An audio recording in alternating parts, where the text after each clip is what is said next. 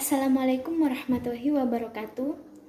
Perkenalkan, nama saya Laila Nur Fitria dari Fakultas Ilmu Tarbiyah dan Keguruan, jurusan Pendidikan Islam Anak Usia Dini. Di sini saya akan menjelaskan mengenai protokol kesehatan 5M dan pentingnya vaksinasi. Yuk simak penjelasan dari video berikut ini. Indonesia di era pandemi, kita wajib mematuhi protokol kesehatan, menjaga kesehatan dengan cara memakan makanan yang sehat, berbanyak minum air putih, tidur yang cukup, serta jangan lupa minum vitamin. Dengan minum vitamin, kita juga bisa menambah daya tahan tubuh kita menjadi kuat. Dengan mengubah pola hidup menjadi pola hidup yang sehat, kita juga meminimalisir agar tidak terjangkit penyakit COVID-19. Itulah caranya. Bangkit Indonesia, kita sembuh bersama. Apa sih virus corona itu? Kita juga bisa lawan loh virus corona ini. Virus corona ini yang biasanya disebut dengan virus COVID-19 atau COVID-19. Penyakit menular ini adalah virus baru yang menyebabkan gangguan pernafasan dan gejala seperti batuk, demam, hingga pneumonia. Yuk kita lawan penyakitnya sebelum kita terjangkit. Mari kita kenali gejalanya sebelum kita terjangkit. Apa sih gejalanya? Gejala COVID-19 atau gejala COVID-19, gejala berikut ini dapat muncul 2-14 hari setelah paparan, yaitu yang pertama kita juga bisa demam, batuk, sesak nafas. Mintalah pertolongan medis jika Anda mengalami gejala yang memburuk atau melakukan kontak dengan seseorang yang diketahui positif COVID-19. Atau tempat tinggal Anda mungkin baru atau berada di zona merah atau zona yang penyebaran COVID-19-nya berkelanjutan.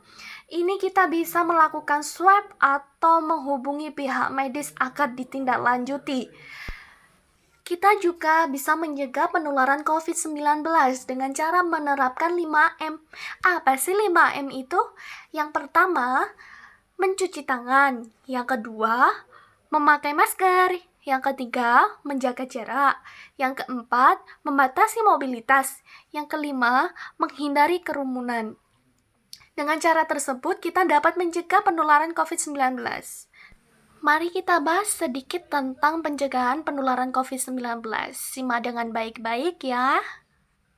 Salah satunya dengan mencuci tangan pakai sabun dan air mengalir. Mengapa harus dengan air mengalir? Karena dengan air mengalir dan memakai sabun dapat mensterilkan tangan kita dari kuman-kuman. Dan jangan lupa pakai hand sanitizer ya. Berikut adalah cara cuci tangan yang benar. Silakan disimak. Yang pertama, basuhi seluruh tangan dengan air mengalir. Yang kedua, gosok sabun ke telapak punggung tangan dan sela-sela jari. Yang ketiga, bersihkan bagian-bagian bawah kuku. Yang keempat, bilas tangan dengan air bersih.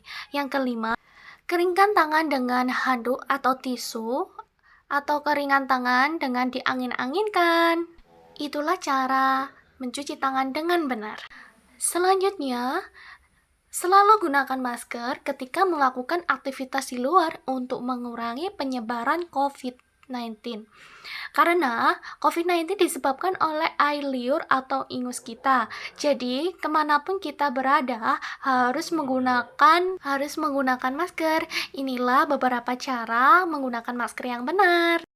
Terkadang banyak orang yang menggunakan masker masih salah, dan ini cara menggunakan masker yang benar. Yang pertama, pastikan bagian masker yang berwarna berada di sebelah depan. Yang kedua, tekan bagian atas masker supaya mengikuti bentuk hidung Anda. Yang ketiga, lepas masker dengan hanya memegang talinya saja.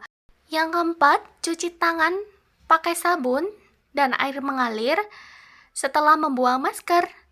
Yang kelima, ganti masker Anda secara rutin. Dan jangan lupa waktu membuang masker, maskernya harus keadaan sobek, sudah dirusak. Takutnya nanti dipungut dan disalahgunakan menjadi masker bekas. Oke, kita lanjut ya.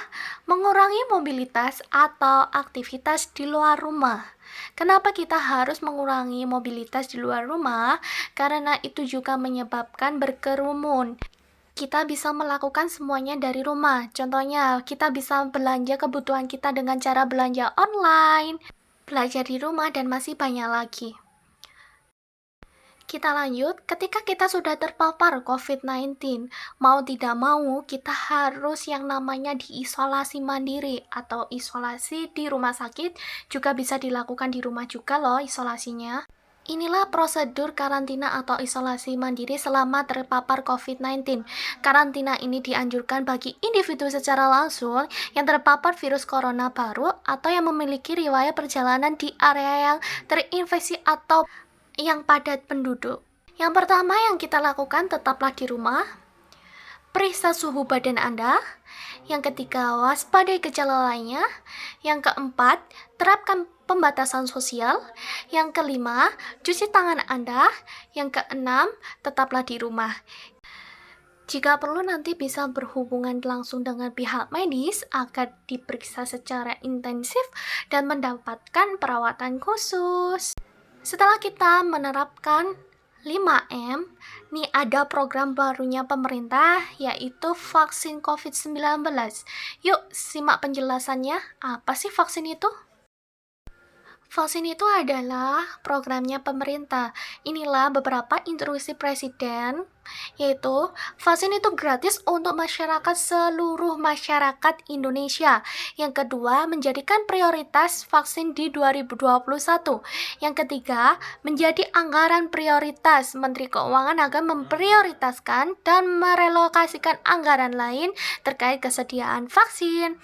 Yang keempat, siapa sih yang pertama kali divaksin? Yaitu Bapak Presiden kita, Bapak Presiden Jokowi.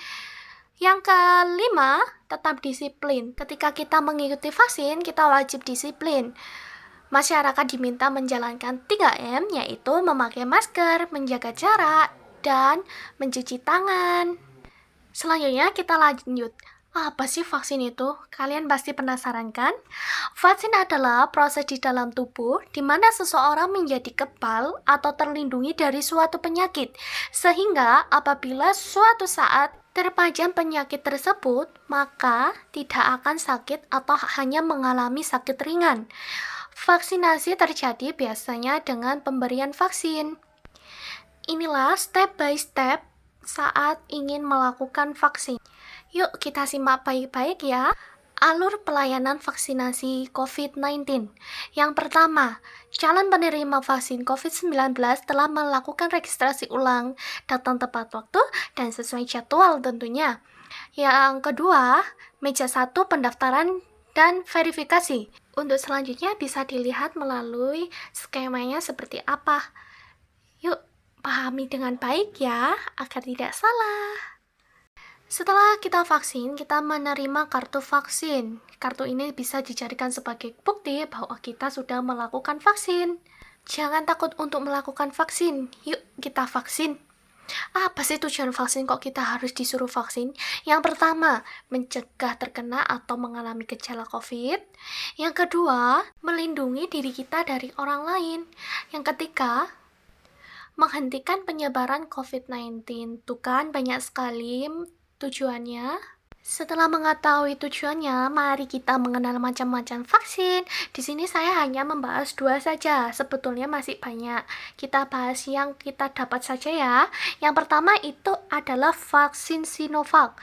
Yang kedua ada AstraZeneca. Apa sih Sinovac itu?